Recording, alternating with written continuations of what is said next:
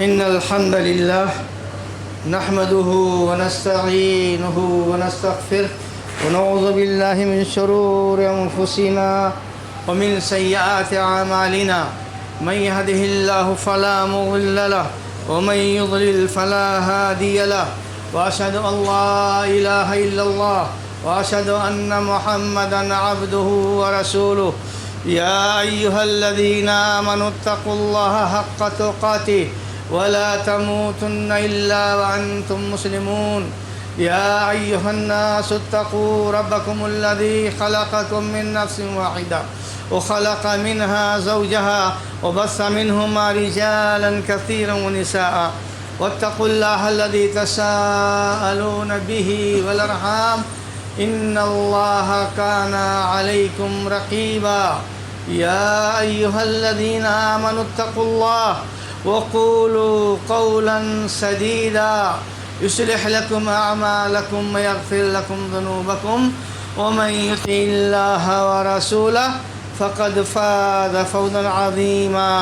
أما بعد فإن خير الحديث كتاب الله وخير الهدي هدي محمد صلى الله عليه وسلم، وشر الأمور محدثاتها وكل محدثة بدعة وكل بدعة ضلالة وكل ضلالة في النار. أعوذ بالله السميع العليم من الشيطان الرجيم. بسم الله الرحمن الرحيم. وإذ قال ربك للملائكة إني جاعل في الأرض خليفة قالوا أتجعل فيها من يفسد فيها ويسفك الدماء ونحن نسبح بحمدك ونقدس لك قال إني أعلم ما لا تعلمون. برادران اسلام و حاضرین جمعہ،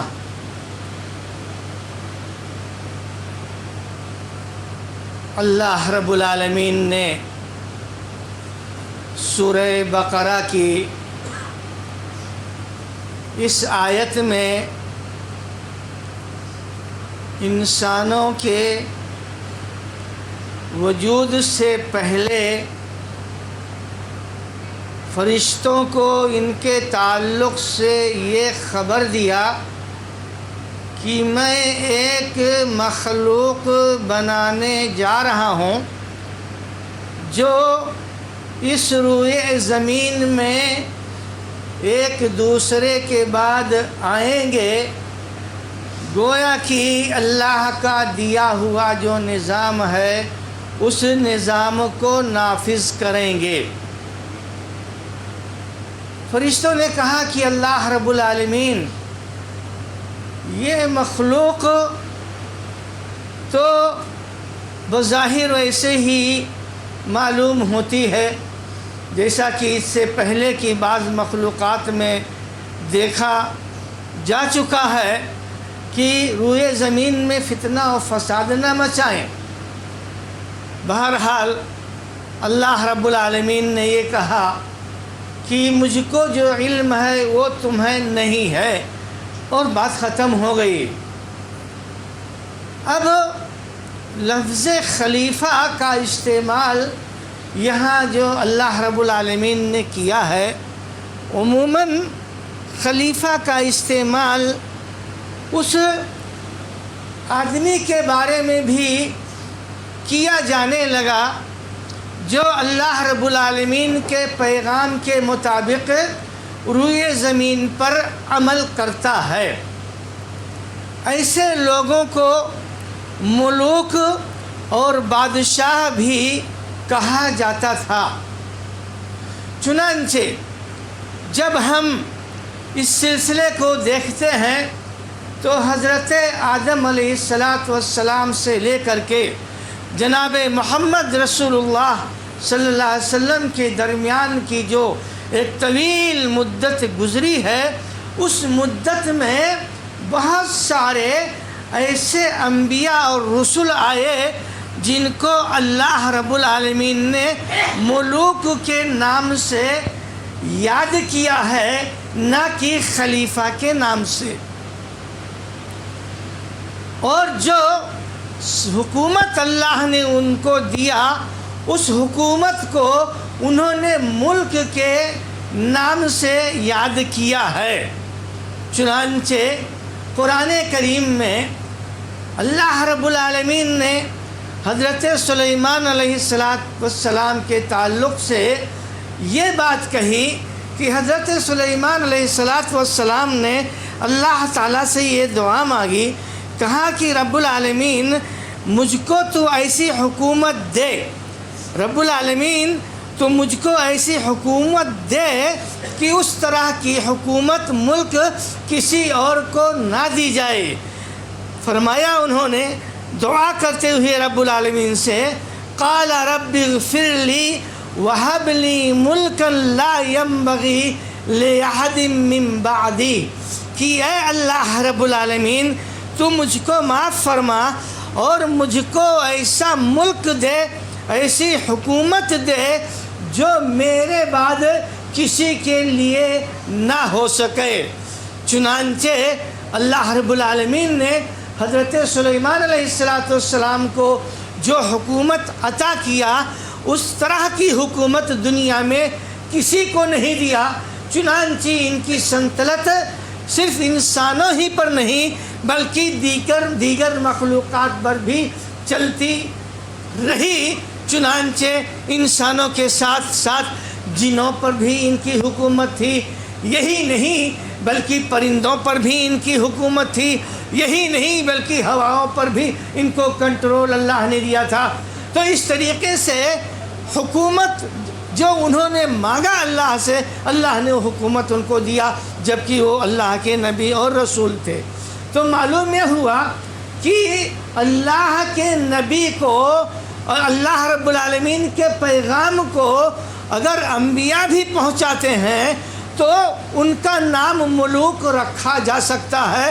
نام رکھنے سے کوئی مسئلہ نہیں بگڑتا ہے، مسئلہ اصل میں کام سے بگڑتا ہے۔ چاہے نام خلیفہ رکھا جائے اور چاہے نام بادشاہ رکھا جائے، تو نام سے کچھ حاصل نہیں ہوتا ہے۔ اصل مقصد یہ ہے کہ ذمہ داری اصل انسان کی یہ ہے کہ اللہ رب العالمین کے دیے ہوئے نظام کو اس روئے زمین میں نافذ کرے۔ چنانچہ اللہ رب العالمین نے حضرت ذوالقرنین کے تعلق سے بھی اسی طرح کی باتوں کا تذکرہ کیا ہے۔ حضرت یوسف علیہ السلام نے جب اللہ رب العالمین سے دعا کیا تو اللہ نے ان کے اوپر جو احسانات کیے ہیں، ان احسانات کا تذکرہ کرنے کے بعد انہوں نے یہ دعا کیا، رب قد آتیتنی من الملک وعلمتنی من تعویل الحدیث، کہ اے رب العالمین تو نے مجھ کو ملک عطا کیا، تو نے مجھ کو حکومت اور بادشاہت عطا کی، اور اے رب العالمین تو نے مجھ کو خواب کی تعبیر کا علم عطا کیا، تو ہی اس کائنات کا بنانے والا ہے، فاطر السماوات والارض، تو ہی میرا حامی اور مددگار ہے، لہذا رب العالمین میری وفات حالت ایمان پہ فرمانا۔ تو حضرت یوسف علیہ السلام نبی اور رسول تھے، اللہ رب العالمین نے ان کو بادشاہت عطا کیا، اور اس بادشاہت کو حضرت یوسف علیہ السلام نے اللہ رب العالمین کی تعریف کرتے ہوئے اس بادشاہت کا ذکر کیا، جیسے خواب کی تعلیم کا علم دیا، یہ اللہ کا بڑا احسان اور کرم اور اس کا فضل تھا، ایسے ہی یہ بادشاہت بھی اس کا بڑا فضل و کرم اور بڑا فضل تھا۔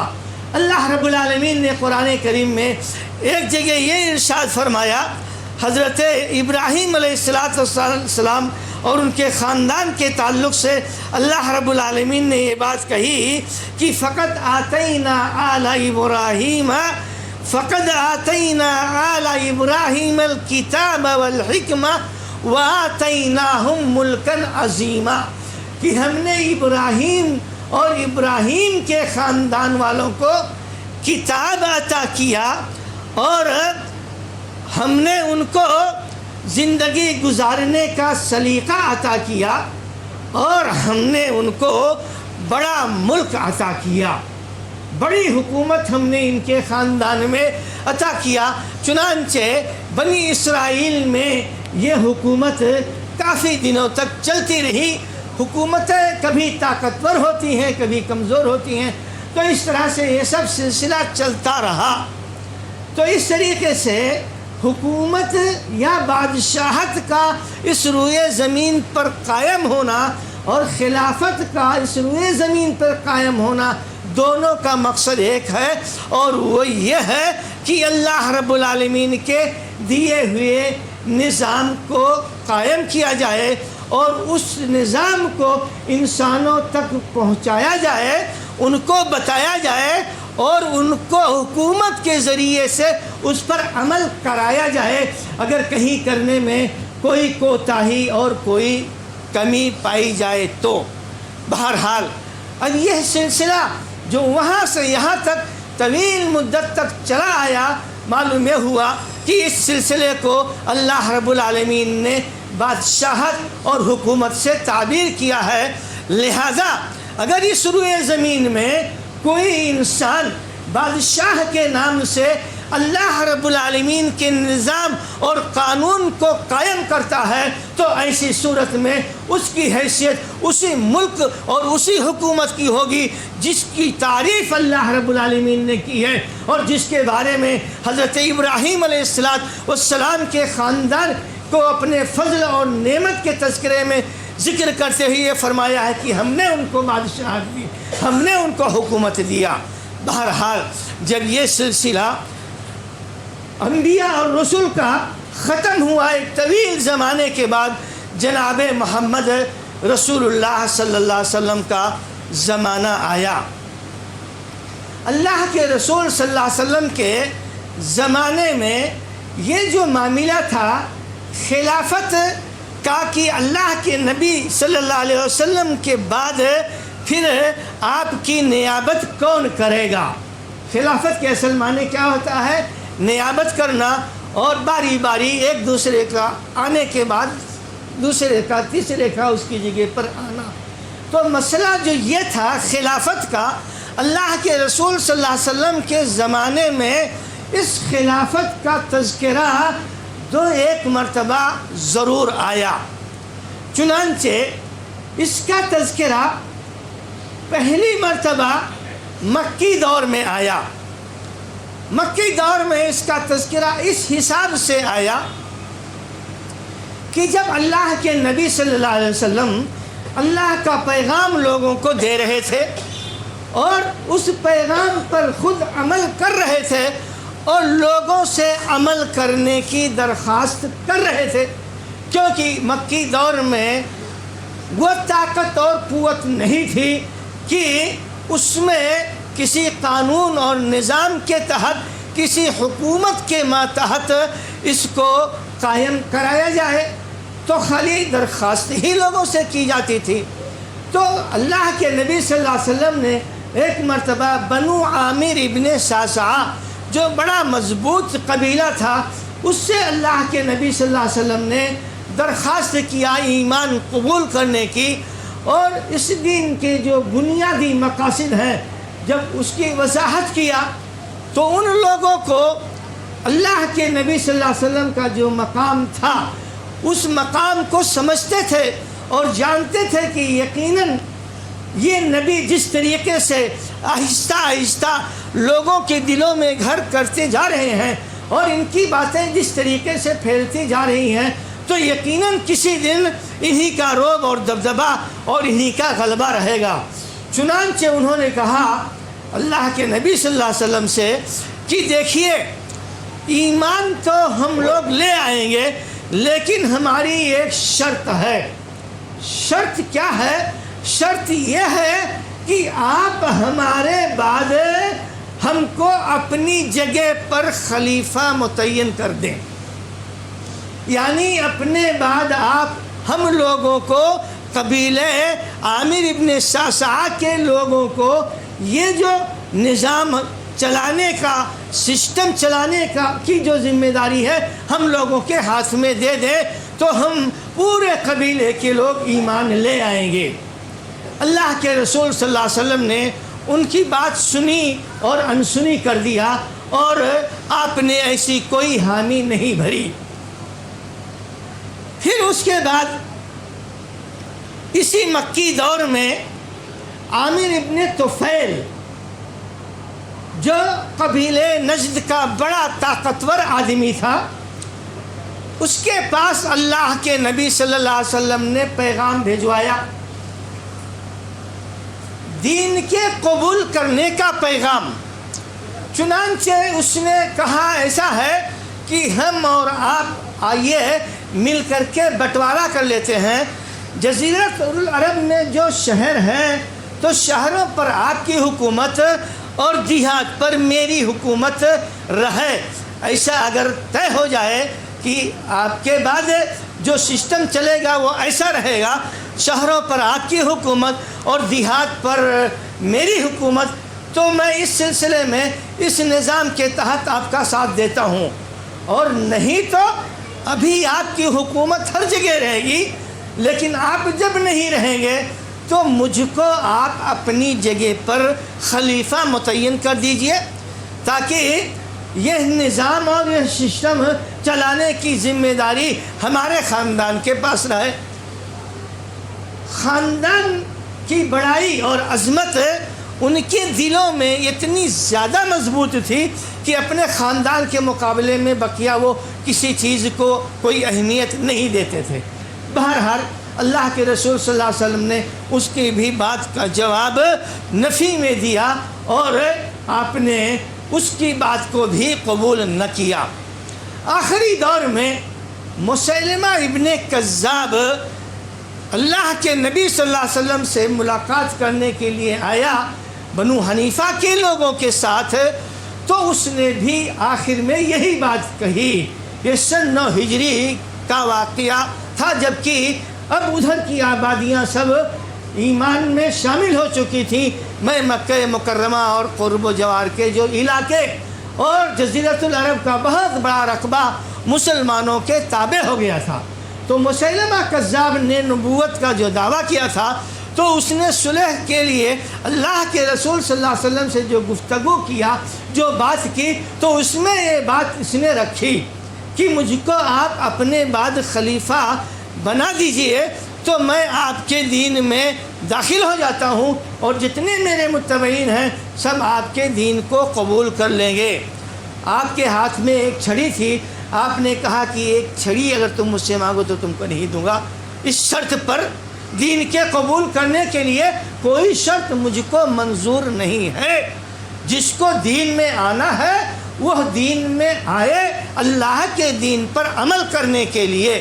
لہذا اس طرح کی شرطیں، خلافت کی شرطیں 3 مرتبہ، 2 مرتبہ مکی دور میں لگائی گئیں، اور 1 مرتبہ یہ مسیلمہ ابن کذاب کی جو بات ہے یہ مدنی دور کی بات ہے۔ اب جس کو خلافت کہا جاتا ہے، اس خلافت کو لے کر کے اس محرم کے مہینے میں جو بھی تباہ کاریاں آئی ہیں مسلمانوں میں، اور جتنے بھی فتنے فساد آئے ہیں، اور جتنی بھی بدعتیں آئی ہیں، دراصل ان کا راس المال اور اس کی بنیاد اور جڑ یہی خلافت ہے۔ یہی لفظ خلافت ہے اس کی جڑ اور اس کی بنیاد۔ تو بہرحال اب اللہ کے نبی صلی اللہ علیہ وسلم نے آگے مسلمانوں کے لیے خلافت کے مسئلے کو کیا طے کیا یا نہیں طے کیا، کس حال میں مسلمانوں کو چھوڑا، اور مسلمانوں میں آگے چل کر کے نظام زندگی کیسے رہے گی، چاہے خلافت کے نام پر ہو، چاہے ملوکیت کے نام پہ ہو، چاہے عمارت کے نام پر ہو، زندگی گزارنے کا سسٹم کیا ہوگا۔ کیا یہ سسٹم اللہ کے نبی صلی اللہ علیہ وسلم نے مسلمانوں کو بتایا کہ نہیں بتایا، اور اگر بتایا تو وہ سسٹم کیا ہے، یہ سسٹم جاننا ہمارے اور آپ کے لیے ضروری ہے۔ کیونکہ اسی سسٹم سے ہم کو اور آپ کو زندگی اصل میں گزارنا ہے۔ کیا اللہ کے رسول نے کسی کو اپنے زمانے میں خلیفہ متعین کیا یا نہیں متعین کیا؟ اور اگر نہیں متعین کیا تو آگے چل کر کے کیا صورتحال ہوگی، وغیرہ وغیرہ۔ یقیناً یہ دین اسلام کا کوئی معمولی مسئلہ نہیں ہے کہ آگے دین اسلام میں زندگی گزارنے کا سسٹم کیسے رہے گا، یہ بہت بڑا مسئلہ تھا۔ چنانچہ اللہ کے نبی صلی اللہ علیہ وسلم نے اس سلسلے میں بے شمار وضاحتیں کی ہیں، تعلیمات دی ہیں۔ ان تعلیمات کو احادیث کی کتابوں میں کتاب الامارہ کے ماتحت ذکر کیا جاتا ہے۔ کتاب الامارہ یعنی امیر جو مسلمانوں کا ہو وہ کیسا ہو، اور امیر کے تعلق سے مامور کو کیسا ہونا چاہیے اور امیر کو کیسا ہونا چاہیے، یہ مکمل تفصیل جو ہے حدیث کی کتابوں میں موجود ہے۔ یہ کوئی ڈھکی اور چھپی ہوئی باتیں نہیں ہیں۔ یہ ہو سکتا ہے کہ عام طور سے ان مسائل کو بتانے کی ضرورت شاید علماء نہیں محسوس کرتے ہیں، اس لیے ان کی تفصیل کی بتانے کی کوئی موقع بھی نہیں آتا ہے۔ لیکن جو لوگ پڑھتے پڑھاتے ہیں وہ تو ضرور ان کتابوں کو پڑھاتے ہیں۔ اور فقہ کی کتابوں میں ایک بہت اہم یہ موضوع ہے جس کا نام احکام سلطانیہ ہے۔ کیا نام ہے؟ احکام سلطانیہ۔ سلطنت اور حکومت چلانے کا سسٹم مسلمانوں کو کیا ہوگا۔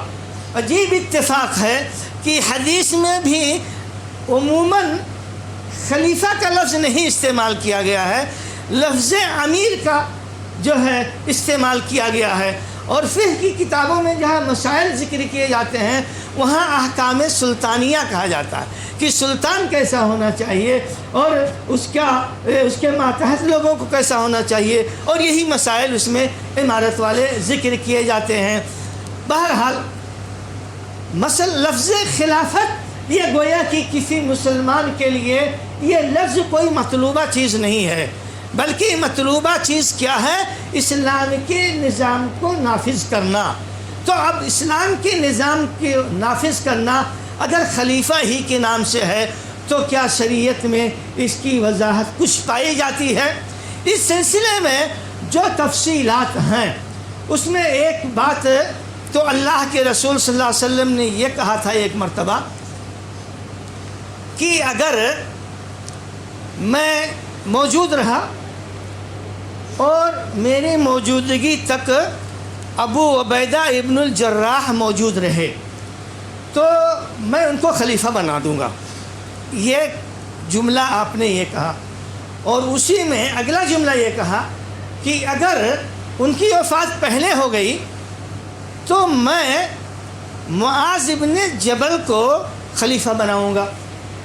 معاذ ابن جبل رضی اللہ تعالیٰ عنہ یہ انصاری صحابی ہیں، اور ابو عبیدہ ابن الجراح رضی اللہ تعالیٰ عنہ یہ قریشی صحابی ہیں۔ ایک بات آپ نے یہ کہی تھی، آپ باحیات تھے، وہ باحیات تھے کیونکہ ان کی وفات پھر آپ کے بعد ہوئی، لیکن آپ نے نامزد پھر نہیں کیا۔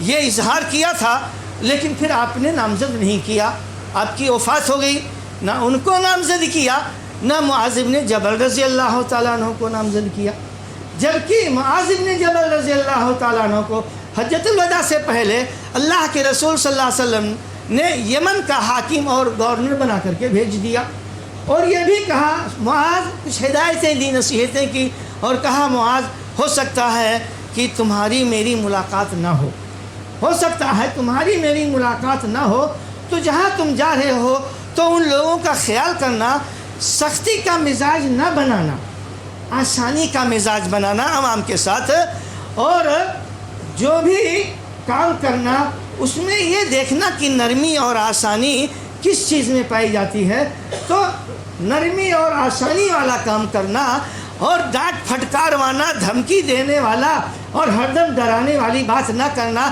بشارت والی بھی بات کرنا۔ بشرا و یسرا ولا تعسرا، یہ ساری ہدایتیں دے کر رکھے کہ آپ حضرت معاذ ابن جبل کو بھیج رہے ہیں، لیکن یہ نہیں کہا کہ تم کو خلیفہ بنا رہا ہوں۔ بہرحال بات وہ گئے، اللہ کے رسول کی وفات 11 میں ہو گئی، اس کے بعد وہ وہاں سے لوٹ کر کے آئے، اس سے پہلے نہیں آئے۔ پھر ملک شام میں ان کو حاکم بنا دیا گیا، جو کچھ ہوا سو ہوا۔ اس کے علاوہ اللہ کے رسول صلی اللہ علیہ وسلم نے کئی مرتبہ یہ کہا کہ میری طبیعت یہ چاہتی ہے کہ میں اس مسئلے کو ختم کر دوں۔ لفظ خلیفہ کا استعمال آپ نے بھی نہیں کیا، حاضل امر جہاں بھی کہا یہ کہا میں چاہتا ہوں کہ یہ معاملہ ختم کر دوں۔ حضرت عائشہ رضی اللہ تعالیٰ عنہ کی روایت ہے کہ اللہ کے رسول صلی اللہ علیہ وسلم نے ان سے کہا مرض الموت کے بیماری والے واقعے کے درمیان کہ ذرا ابو بکر کو بلاؤ اور اپنے بھائی کو بلاؤ، اور اس سے پہلے بھی کچھ اس طرح کی بات آپ نے کہی تھی ان سے، کہا کہ میں چاہتا ہوں کہ تمہارے باپ اور تمہارے بھائی کو بلا دوں اور اس مسئلے کو ختم کر دوں، کیونکہ مجھ کو شبہ ہوتا ہے کہ بعد میں کوئی تمنا کرنے والا اس کی تمنا کرے اور کوئی اپنے بارے میں یہ سوچے کہ اس مسئلے کا میں حقدار ہوں، لہذا میں چاہتا ہوں کہ لاؤ لکھ کر کے جو ہے ایک معاہدہ لکھ کر کے دے دوں کہ اس کے ذمہ دار گویا کہ تمہارے باپ رہیں گے اور شاہد تمہارے بھائی کو بنا دیتا ہوں۔ پھر آپ نے کہا کہ جانے دو، چھوڑو۔ کیا کہا؟ جو مرض الموت والی نص والی روایت ہے اس میں کہا کہ یاب اللہ والمؤمنون الا ابا بکرین، کہ جانے دو، چھوڑو اس مسئلے کو، کیونکہ اگر ابو بکر کے علاوہ کسی کو خلیفہ بنایا جائے گا تو اللہ اس کو مانے گا بھی نہیں، اور کوئی مسلمان اس کو برداشت ہی نہیں کرے گا کہ ابو بکر کے مقابلے میں کسی دوسرے کو خلیفہ بنایا جائے۔ یعنی اس امر کا ذمہ دار، لفظ خلیفہ رسول نے نہیں کہا، اس امر کا ذمہ دار بنایا جائے گا تو ایسا بھی نہیں، سارے مسلمان اس کو رد کر دیں گے، لہذا کہا جانے دو۔ تو اس کے تعلق سے اللہ کے نبی صلی اللہ علیہ وسلم کے یہ دو اہم نصوص پائے جاتے ہیں۔ معلوم یہ ہوا کہ جس وقت آپ نے یہ بات کہی تھی کہ ابو عبیدہ کو بنا دوں گا یا معاذ بن جبل کو، تو شاید یہ پہلے کی بات رہی ہو جب حضرت ابو بکر صدیق رضی اللہ تعالیٰ عنہ کے تعلق سے آپ نے فیصلہ نہ کیا ہو، یا اللہ رب العالمین کی کوئی ہدایت اس تعلق سے آپ کو ملی اور آپ کا اپنا وہ رجحان بدل گیا، تو اب اس کے بعد جو بھی باتیں آپ نے کی حضرت ابو بکر رضی اللہ کے تعالیٰ عنہ کے تعلق سے اشارتاً کیا، اور اس طرح کے اشارے ایک دو نہیں ہیں، بہت سارے ہیں۔ تو اب صورتحال جب یہاں تک تھی، اللہ کے نبی صلی اللہ علیہ وسلم کی وفات ہو گئی، اور جب آپ کی وفات ہو گئی تو تمام مسلمان انتہائی پریشانی کے عالم میں ہو گئے۔ مسلمانوں کو اس وقت کچھ سجھائی ہی نہیں دے رہا تھا کہ ہم کریں کیا۔ چنانچہ حضرت انس رضی اللہ تعالیٰ عنہ اور دوسرے صحابہ بیان کرتے ہیں کہ اتنا بڑا صدمہ مسلمانوں کے اوپر کبھی بھی نہیں آیا تھا جتنا بڑا صدمہ رسول اللہ صلی اللہ علیہ وسلم کی وفات سے ہوا۔ اس میں بہت سے لوگوں کا مزاج ہی ایسے لگتا تھا کہ بدل گیا ہے، دماغ خراب ہو گیا۔ حضرت عمر صدیق رضی اللہ تعالیٰ عنہ اتنے ارادے کے مضبوط اور طاقتور، وہ کہتے تھے رسول کی وفات کہاں ہوئی ہے، جو کہے گا رسول کی وفات ہوئی ہے اب میں اس کی گردن اڑا دوں گا۔ اتنی خطرناک صورتحال، لوگ پریشان تھے کیا کریں۔ ابو بکر صدیق رضی اللہ تعالیٰ عنہ کو بلوایا گیا۔ بلوایا کیسے گیا؟ اب اس کی بھی ایک تفسیر ہے، کیونکہ آج تک ابو بکر نماز نہیں پڑھاتے تھے، اپنے گھر نہیں جاتے تھے، مقام سنہ جہاں ان کا گھر تھا دور تھا، نہیں جاتے تھے، 24 گھنٹہ نہیں رہتے تھے رسول کی بیماری میں۔ لیکن آخری دن فجر میں جب اللہ کے رسول تھوڑا باہر آئے اور نماز کا منظر دیکھا، مسکرائے اور چلے گئے، تب یہ ہوا کہ اچھے ہو گئے۔ تب کہا کئی دن سے گھر نہیں گئے، چلے جائیں گھر۔ ادھر گھر گئے اور ضحیٰ چاشت کے وقت رسول کی وفات ہو گئی۔ یہ صورتحال ابو بکر صدیق آئے اور پھر انہوں نے قرآن کی آیت تلاوت کی، پورا مدینہ کنٹرول میں آ گیا۔ حضرت ابو بکر صدیق رضی اللہ تعالی عنہ کی عدم موجودگی میں کسی کا دماغ نہیں کام کر رہا ہے، نہ حضرت عباس کا، نہ حضرت علی کا، نہ حضرت عمر کا، نہ حضرت ابو عبیدہ کا۔ کس کا دماغ کام کر رہا ہے؟ حضرت ابو بکر صدیق کا۔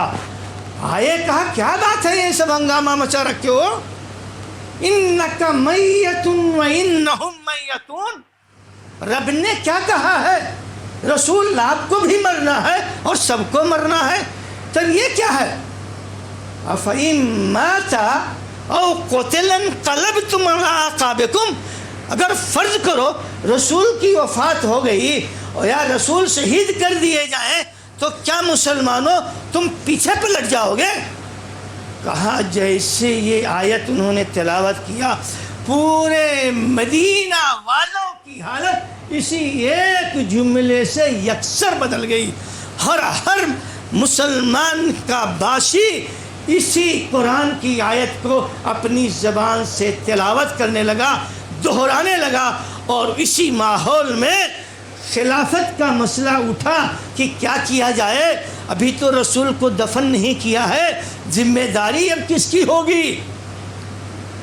چنانچہ اس ماحول میں بات آئی، حضرت عمر، حضرت ابوبکر صدیق رضی اللہ تعالیٰ عنہ تھے، تو گفتگو آئی تو کہا چلو چلتے ہیں ادھر انصار مدینہ سے بات چیت کر لیں۔ کچھ پتہ چلا کہ وہاں کچھ دوسرا ہی مسئلہ بن گیا ہے، ماحول ان کا اپنا اپنائیت کا بن گیا ہے۔ یہ لوگ گئے، کچھ باتیں بھی ہوئیں اور انہوں نے اپنی طرف سے کچھ سخت کلامی بھی کی۔ کہا ہے کہ تم لوگ مکہ والے، تم لوگ قریشی خاندان والے باہر سے آئے ہو ہمارے یہاں، مدینہ ہمارا مقام ہے، ہم نے پناہ دیا، ہم نے جگہ دیا، تو کیا اب آپ کیا چاہتے ہو؟ چاہتے ہو کہ ہمارے اوپر حکومت کرو؟ یہ نہیں ہوگا، اگر ہوگا تو ایسا ہوگا ایک تمہارا امیر ایک ہمارا امیر۔ حضرت عمر نے کہا یہ تو معاملہ بہت گمبھیر ہو جائے گا۔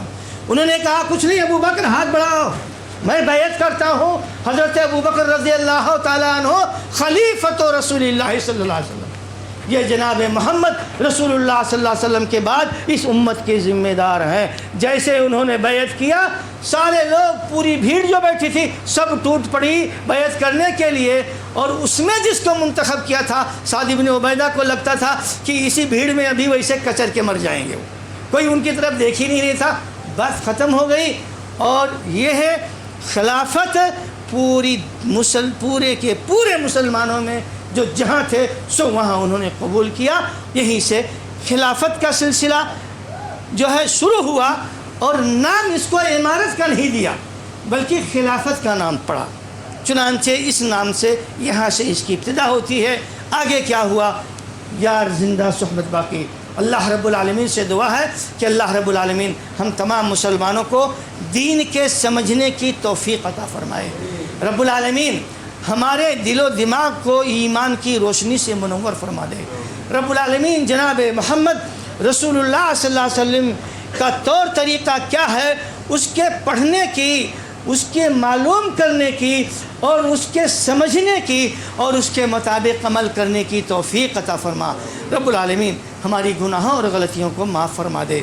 بار الہ جب تک ہم اس دنیا میں زندہ رہیں دین اسلام پر زندہ رہیں اور ہمارا خاتمہ ہو تو ایمان پر ہو۔ آمین یا رب العالمین۔ اقول قولی ھذا واستغفر اللہ لی ولکم ولسائر المسلمین من کل ذنب فاستغفروہ انہ هو الغفور الرحیم۔